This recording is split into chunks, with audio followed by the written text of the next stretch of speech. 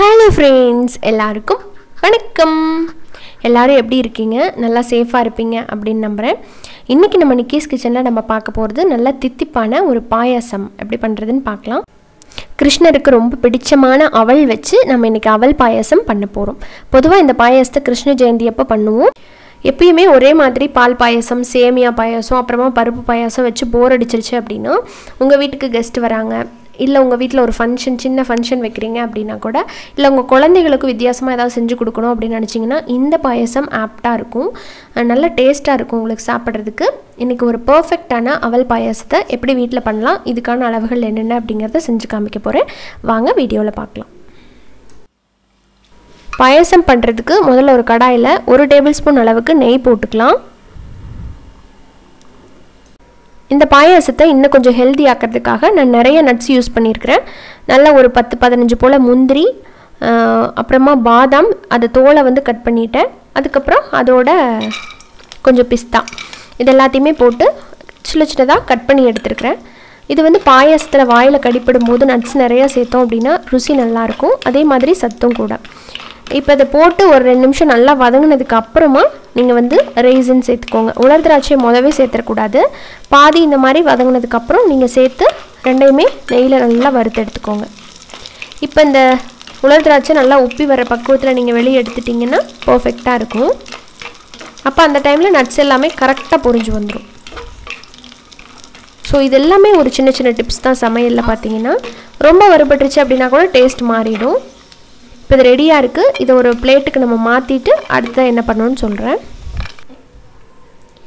இப்போ அதே நெய்யில் பார்த்தீங்கன்னா கரெக்டாக ஒரு கால் கப்பை விட கொஞ்சம் அதிகம், 1/3 கப் அளவுக்கு அவல் எடுத்திருக்கேன். நான் வந்து கெட்டி அவல் யூஸ் பண்ணியிருக்கிறேன்.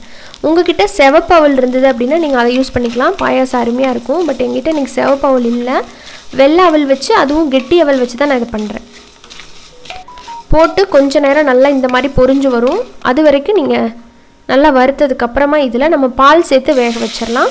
நான் இன்றைக்கி பால் வந்து ஒரு 1/2 லிட்டரை விட கொஞ்சம் அதிகமாகவே எடுத்துருக்கிறேன். அதை ஊற்றிடலாம்.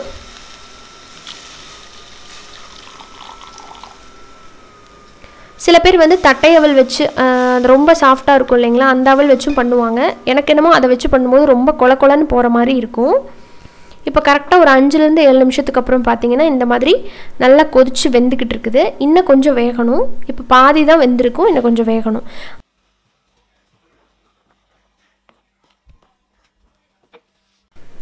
ஸோ இப்போ பார்த்தீங்கன்னா அவல் வந்து நல்லா வெந்துருச்சு, கொஞ்சம் கெட்டியாக இருக்குது. அடுத்து இதில் நம்ம இனிப்புக்காக வெல்லம் சேர்த்துக்கலாம். வெல்லம் வந்து ஒரு 1/2 கப் அளவுக்கு நான் சேர்த்துக்கிறேன்.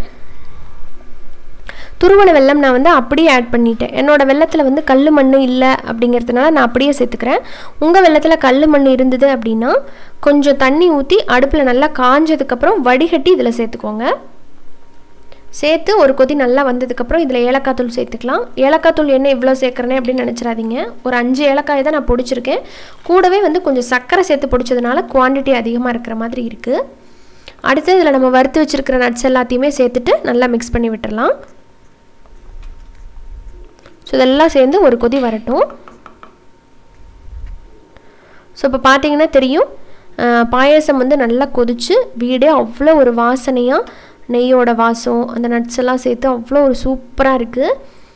அவ்வளோதான் நம்மளோட சுவையான பாயாசம் வந்து ரெடி ஆகிடுச்சு. இதில் பார்த்தீங்கன்னா கடைசியாக ஒரு பிஞ்ச் அளவுக்கு மட்டும் உப்பு சேர்த்துக்கிறேன். எந்த ஸ்வீட் பண்ணாலுமே ஒரு சின்ன பிஞ்ச் வந்து உப்பு சேர்த்தோம் அப்படின்னா அந்த டேஸ்ட் வந்து இன்னும் நல்லா என்ஹான்ஸ் பண்ணி கொடுக்கும்.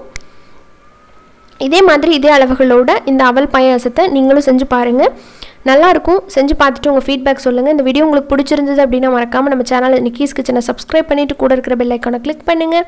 இன்னொரு இன்ட்ரெஸ்டான ரெசிபியோட உடனே பார்க்கலாம். நன்றி, வணக்கம்.